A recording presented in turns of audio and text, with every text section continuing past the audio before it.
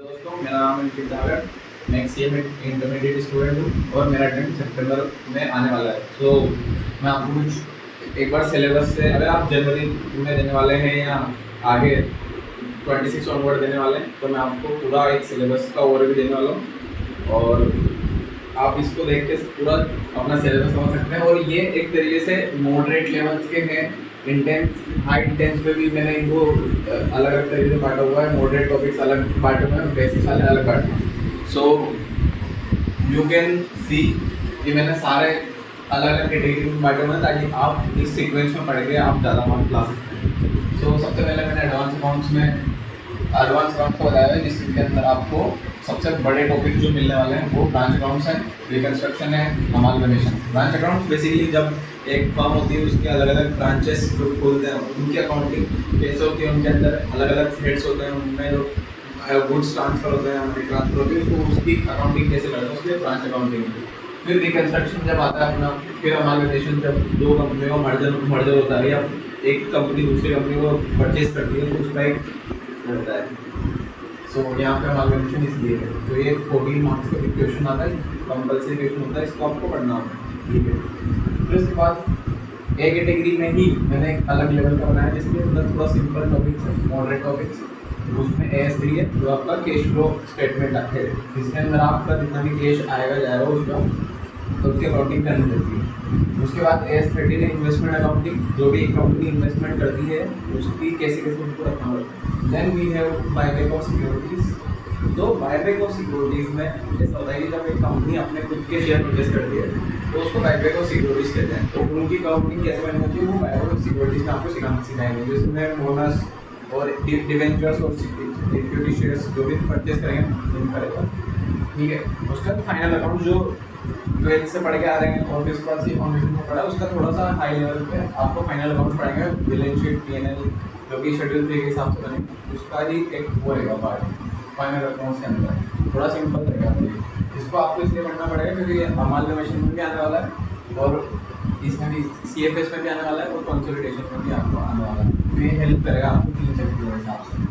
फिर cash flow आने वाला है, ये ऑलरेडी हमने बता दिया आपको ये।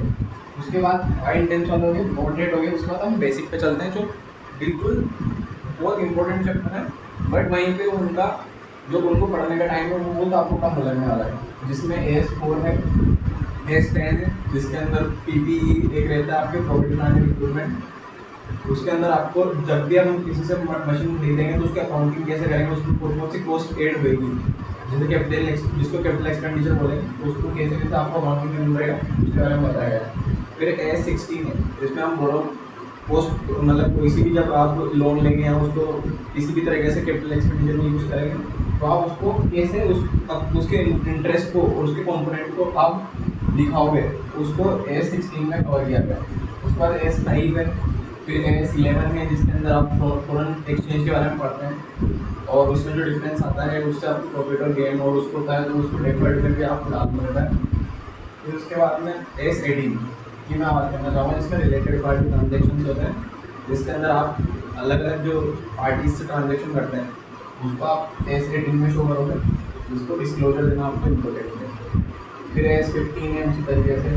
फिर जैसे ये वाले सबसे ज़्यादा इम्पोर्टेंट हैं, उसके बाद में हमारा कैटेगरी B का एक टॉपिक है, जिसके अंदर मैंने वापस से तीनों इंटेंस टॉपिक, मॉडरेट टॉपिक्स और सिंपल टॉपिक्स मैंने कवर किए गए, जिसके अंदर AS21 आने वाला है, AS22 आने वाला है, जिसमें अकाउंटिंग और टैक्सेस होने वाला है। तो आप कैसे अकाउंट टैक्सेस की अकाउंटिंग करेंगे, डेफर्ड टैक्स वाला जो पोर्शन रहेगा वो आपको यहाँ कवर होने वाला है।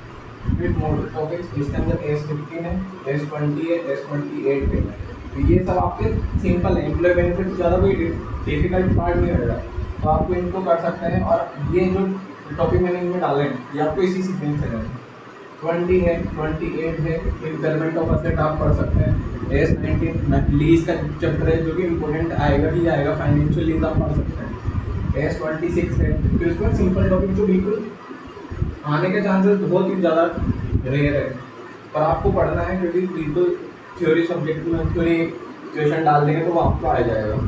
फिर उसके बाद में C कैटेगरी में टॉपिक डाले हुए हैं, जिसमें AS23 है, AS26 है, जो बिल्कुल टीचर भी नहीं पढ़ाते हैं वैसे ही, एस वन है, एस सेवन है। एस सेवन बहुत सिंपल टॉपिक है,